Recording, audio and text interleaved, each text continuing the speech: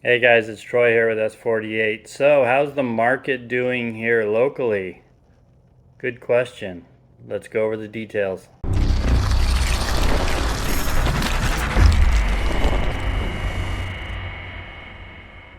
All right, so you guys might have some questions. What are we seeing in the market? What's changing? Where are we headed? Have some details here to share with you, kind of going through the difference between the June snapshot and the May snapshot. I'll kind of point through some of the differences between the two and what we're seeing. Let's get started with the sales price.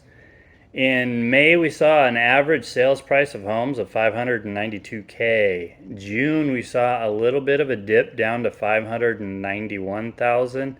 Not a big change, but one of the things that kind of stuck out to me is there is a calculation or a stat that shows the average list price versus what it actually sold at, and that dipped down 100% for the first time since February and March of last year.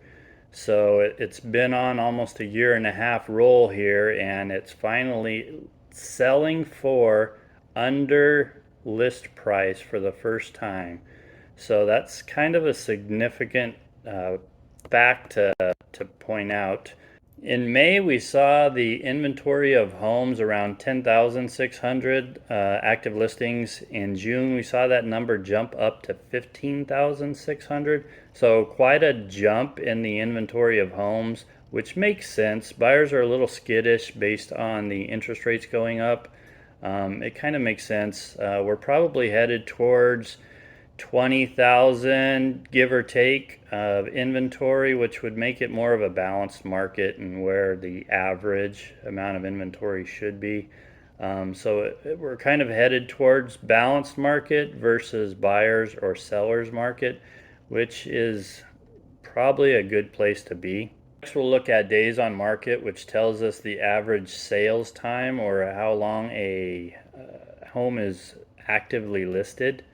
Um, in May, it was around 27 days. June, we saw a jump up to 29 days. Not a huge jump, but you see the amount of time it's being on the market is kind of growing again as we go towards more of a balanced market versus strictly a seller's market.